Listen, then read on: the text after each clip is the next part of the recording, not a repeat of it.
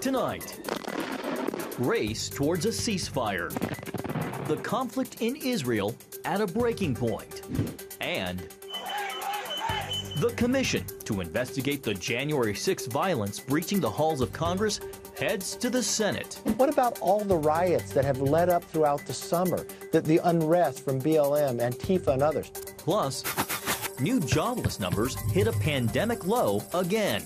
What that means for the economy. And a national backyard concert to honor God for the whole family. All this and more tonight on Faith Nation.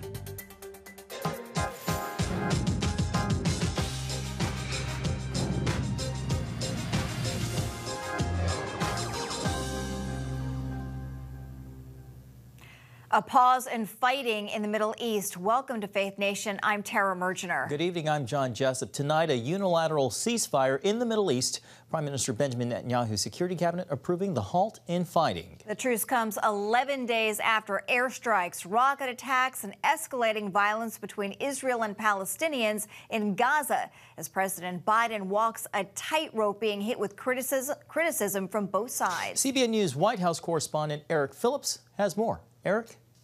John and Tara, word of a ceasefire coming just one day after President Biden spoke with Israeli Prime Minister Benjamin Netanyahu, expressing his expectation of a significant de-escalation in violence. It's a sentiment that was criticized both from those who thought that the United States should stand with its longtime ally no matter what, and from those who thought the United States should do more to bring about a ceasefire. Deadly rockets continue to fly between Israel and Gaza, despite a presidential plea toward de-escalation. Israeli Prime Minister Benjamin Netanyahu saying he's, quote, determined to continue this operation until its objective is achieved. The issue prompting strong words on Capitol Hill. The de-escalation in this conflict should begin and end with Hamas. They must stop their terrorist attacks on Israeli citizens immediately. And until they do, Israel has every right to defend themselves, and the United States of America should have their back. But as pro-Palestinian protests grow outside the Israeli embassy in Washington, so are calls from progressive lawmakers. As long as the message from Washington is that our military support for Israel is unconditional, Netanyahu's extremism, right-wing government will continue to expand settlements, continue to demolish homes, and continue to make the prospects for peace impossible. We spoke with Leah Golden from her home near Tel Aviv. Her son was an Israeli soldier killed fighting Hamas 7 years ago. We have to defend ourselves because every day and in every opportunity they insist and shout it loud and clear that they want to destroy us. Going to sleep, ready to jump from bed, to a safe place. It's very difficult. Some 250 Palestinians have been killed in the strikes, compared to about a dozen in Israel. Hamas highlighting those numbers while declining to highlight they started this conflict. The rhetoric on social media never stops. It's a 24/7, has terrible influences on young people around the world and in our own neighborhoods. This is really, I think, where parents and even and especially faith leaders of all faiths need to speak directly to this issue.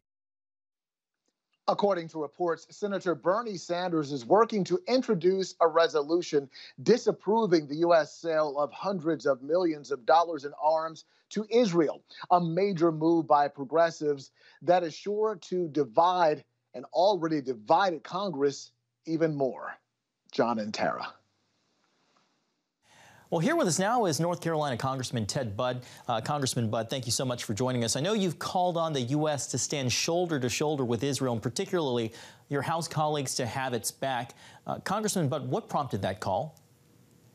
Well, you look at the tension right now between Hamas and Israel, and you just want to compare the two for a moment. When you look at Hamas, you've got a terrorist organization. You've got thousands of rockets being fired at civilians. Hamas says in their founding documents that they want to destroy Israel. But on the other hand, you've got Israel, and they're the only democracy in the Middle East.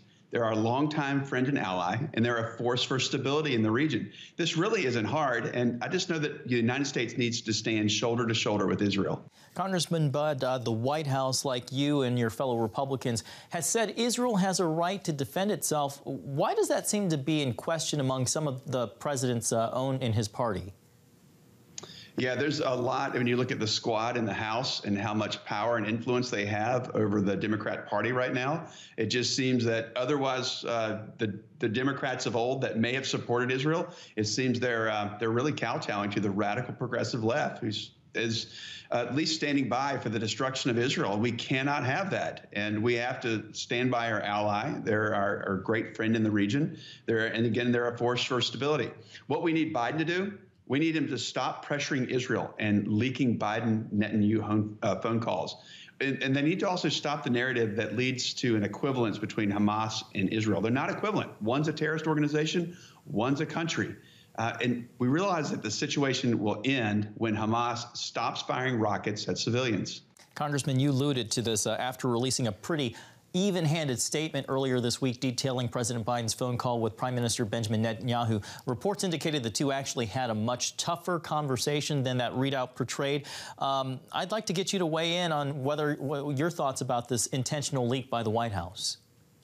Yeah, it's very upsetting. Look, between leaders, they need to keep that confidential. There needs to be an establishment of trust, and it also telegraphs how are we going to handle relationships with other countries. And it just shows that we need some real leadership in this country. We seem to have lost it several months ago, and it's just amazing how fast the Democrats under Joe Biden's leadership can allow things to unravel in this country, whether it's dealing with the Middle East. I mean, we were celebrating the Abraham Accords just a few short months ago, and now things are unraveling. It doesn't matter whether it's more domestically dealing with our border or chaos in the Middle East. We don't have a party of leadership right now. I know you can't get inside the head of Joe Biden, but why the leak? What benefit does it give? I think he's saying he's trying to telegraph to Hamas that there's some sort of moral equivalence between the two. And I also think that those who might be the old blue dog Democrats, Joe Biden's been around it's 50 years in Washington, D.C. And he's not the Democrat of old. And I think he's leaning towards placating the radical left, the squad, if you will, which seems to be very favorable towards Hamas. It's a very uncomfortable position to be in. It's not where the United States needs to be right now. Congressman Budd, we only have about 30 seconds left, and if I can just squeeze in this last question. Even as the conflict moves towards potentially a diplomatic ceasefire, the violence continues. Is there an end in sight? I think there is. Israel has a very strong military and a great intelligence operation. I know we want to also be on their side. We want them to know unequivocally we will be with them. So I think we need to make sure that we're clear. Don't leak phone calls. Make sure there's a trust between Netanyahu and Biden. So Biden needs to really step up his game and make sure that his administration is trustworthy. I think there will be an end in sight, but they need to make sure that the U.S. has Israel's back. All right. Congressman Ted Budd, Republican from North Carolina. Congressman Budd, thank you so much for your time today. Thank you. All eyes on the Senate after 35 Republicans joined with every House Democrat to establish a bipartisan commission to investigate the January 6th Capitol attack. That's right, Tara. The question now is, will 10 GOP senators follow suit to make the commission move from an issue to a reality? CBN Capitol Hill correspondent Abigail Robertson. Now, Abigail. Well, Tara, just a few months ago, we saw both sides join together to condemn the Capitol riot. Now that Democrats want to investigate what happened further, many Republicans say they prefer to move on to other things.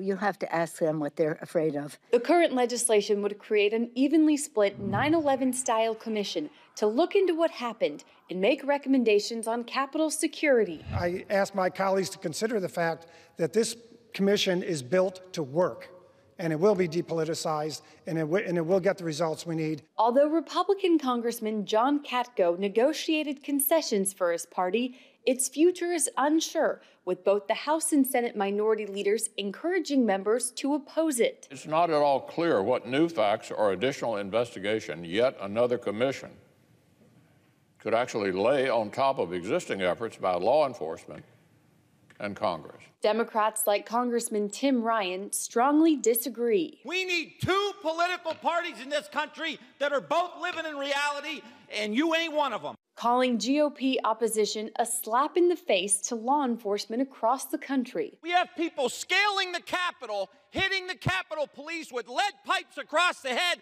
and we can't get bipartisanship. What else has to happen in this country? House Minority Leader Kevin McCarthy argues ongoing investigations are enough. You've got 2 committees in the Senate already doing their investigation. I believe in 2 weeks they'll already have their report back. You got the architect of the Capitol given $10 million to study what we need done here to protect it. And then you got the Justice Department, rightfully does a much better job than we could ever do. I just think a Pelosi commission is a lot of politics. Now, while the White House supports this commission, right now it's unlikely it's going to pass the Senate. And in a separate vote today, House Democrats narrowly passed a $1.9 billion bill that would go towards increasing Capitol security. Tara, John? All right, Abigail, thank you. Here with us now is CBN News Chief Political Analyst David Brody. David, Senate Minority Leader Mitch McConnell sent some really clear signals about his feelings about the House-passed January 6th commission. Is some iteration of this going to be able to pass in the Senate? No, probably not. I say probably. You never know exactly what's what's going to happen in totality at the end. But look, I mean, what would have to happen, Tara? You mentioned iteration. I mean, the iteration would have to be they would have to blow the whole thing up. I mean, I probably shouldn't have said blow this whole thing up, but you know what I'm trying to say. I mean, look, the bottom line here is that they've got all sorts of structural issues in this commission. In other words, Republicans want it to be broader. They wanted to look at Antifa and then the trespassing and the riots that took place in Portland, Seattle, and all that. You're not going to get Democrats to agree with that. So this iteration that you mentioned just doesn't seem like it's going to happen at all. So I think this thing is totally not going to happen in the Senate. David, I've seen some debate online today. Are Republicans perhaps making a mistake in the fact that if they don't participate in this, Democrats are signaling that they may go it alone, which means that they're not going to be able, Republicans won't be able to give their input on the narrative. Does that potentially expose some problems for Republicans down the road? Potentially, for sure. Look, I think the bottom line in all this, Republicans just don't want to talk about this. They want to move on from it. They want to talk about the Biden agenda. And of course, politics are at play, not just on the Republican side, but on the Democrat side, too. They want to talk about this. They think this is a winning issue for them in the 2022 midterms. What do I mean by that? It's not an issue, but it reminds people of Trump. It reminds people that the Republicans here, many of them siding with Trump, and it paints the Republicans in some sort of what the Democrats believe is a negative brand. And so that's the issue here. Let's remember this commission would go on all year long. We wouldn't be able to, or would have a final deadline, I think, at the end of the year. And so this would drag out for a very long time, which Democrats believe would definitely play into their hands. David, speaking of Democrats, and as Abby just mentioned, there was some last-minute drama on the Hill today on that $1.9 billion security bill. The squad nearly derailed a push by Democrats to push a more fully funded Capitol Police after the January 6 riots by voting present. What does that mean for House Speaker Nancy Pelosi and her control of the caucus? Well, she's always had a very dicey situation. We talked about this back in November of 2020 when the House went to Democrats. And of course, at that point, we talked about her having a razor-thin majority. Well, now what we just saw today is a good example of that. It passed by one vote, and it wouldn't have passed if some of those squad members actually didn't vote present. They could have voted no. So let's remember that.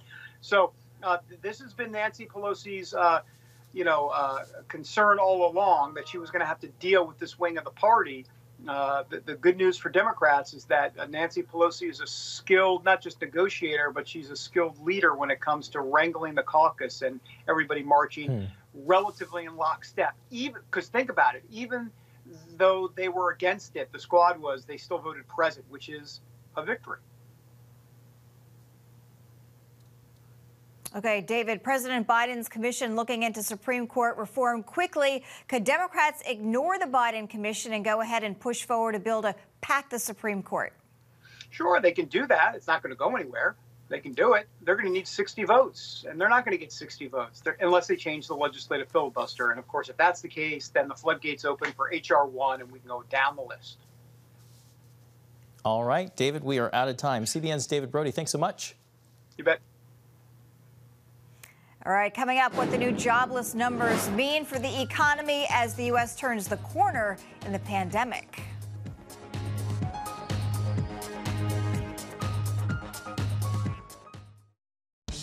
Introducing the CBN Bible from CBN.com.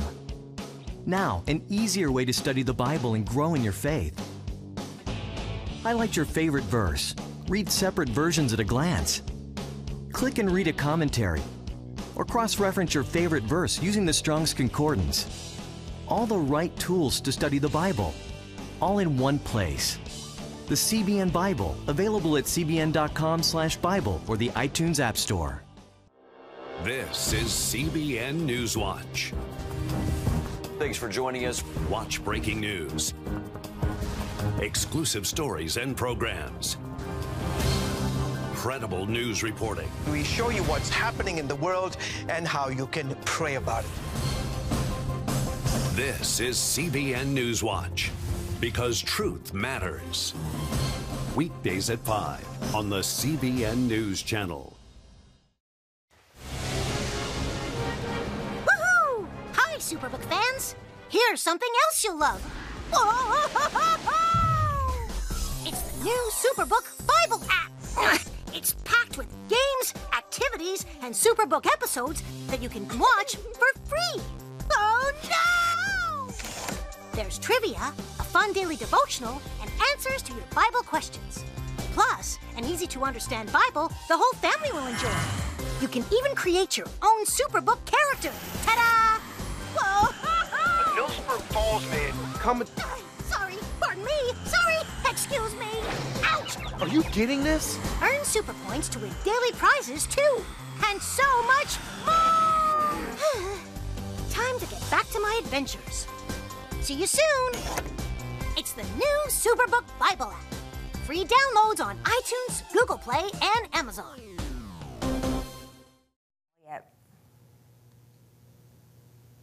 Tonight, another week, another pandemic low on jobless claims, falling more than expected. The continued drop in unemployment claims is a good sign the labor market is still improving as more Americans get vaccinated and return to work amid the coronavirus pandemic.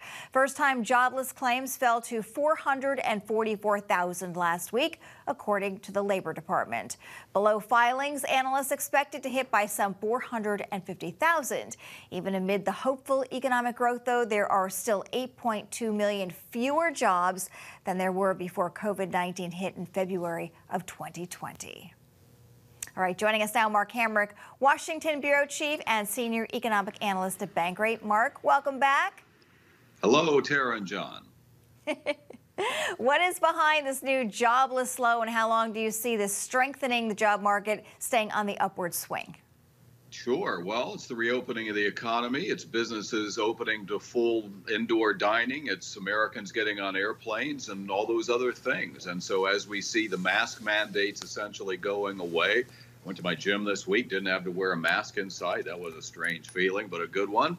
I think that we're getting to a better place. A year ago, we had more than 2 million new claims. And so now we're in the mid-400,000 range, but 16 million Americans on some form of unemployment benefit. So we still need to get to a better place, and I think that we are absolutely on that journey.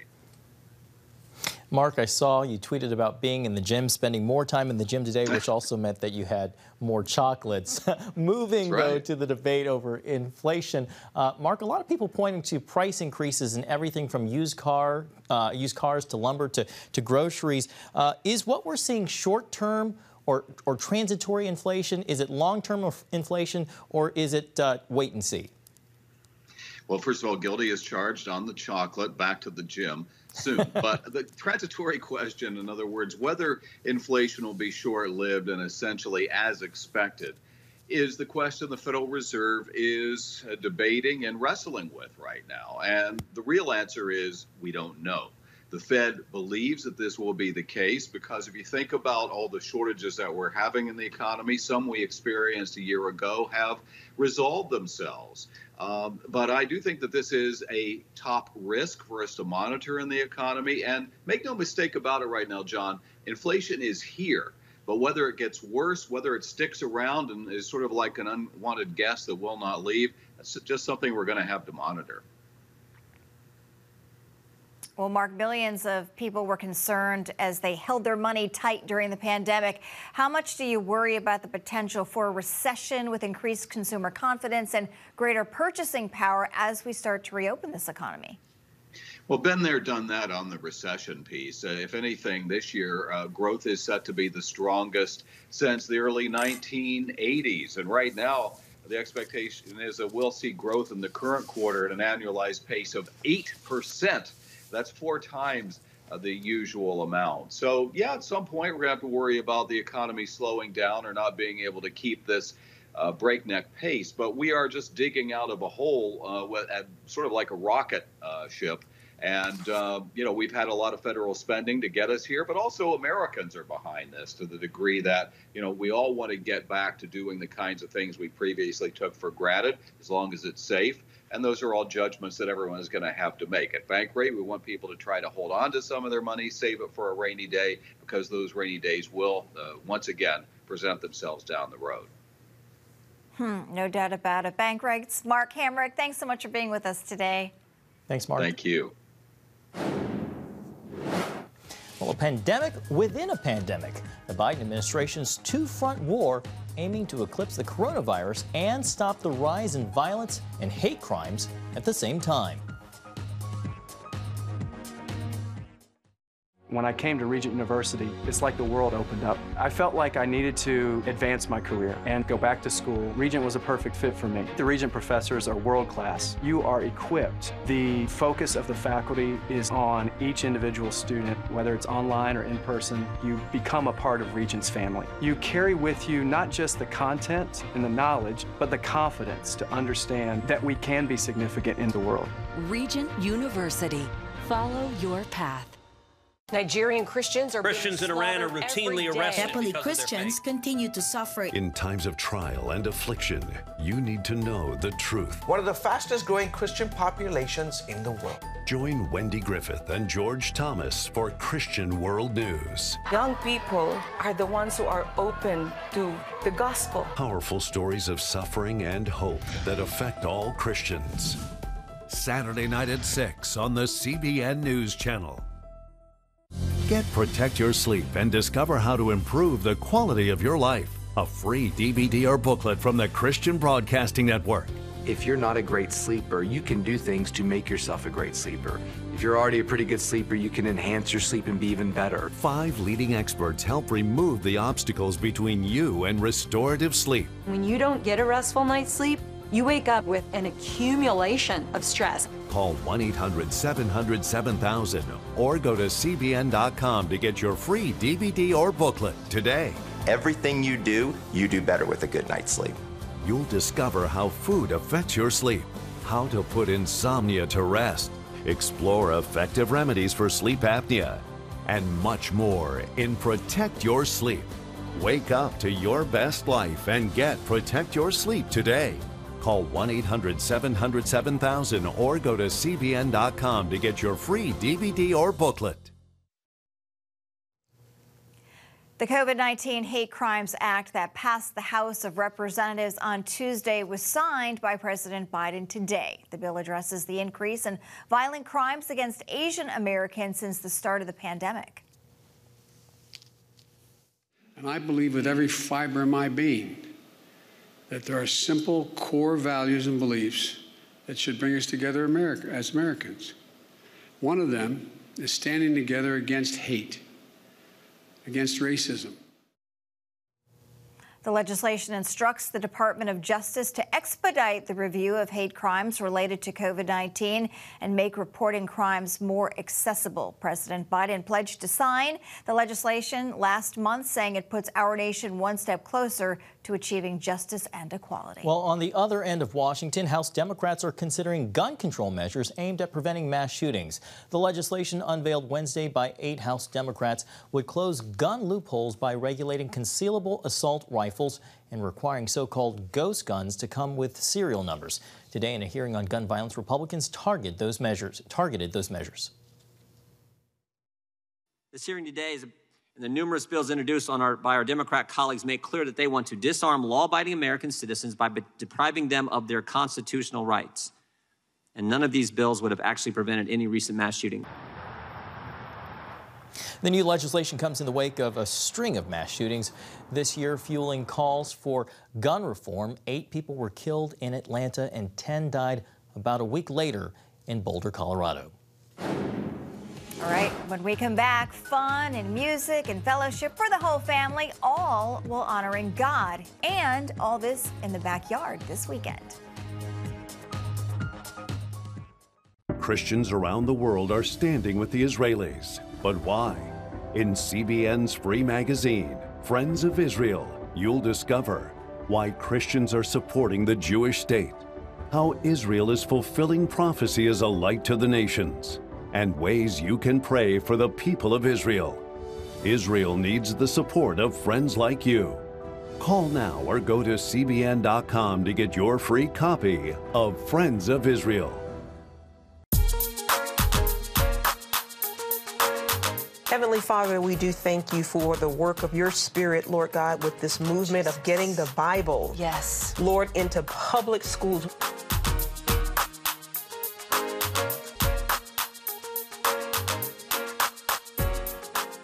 Watch The Prayer Link. Tuesday morning at 7:30 on the CBN News Channel.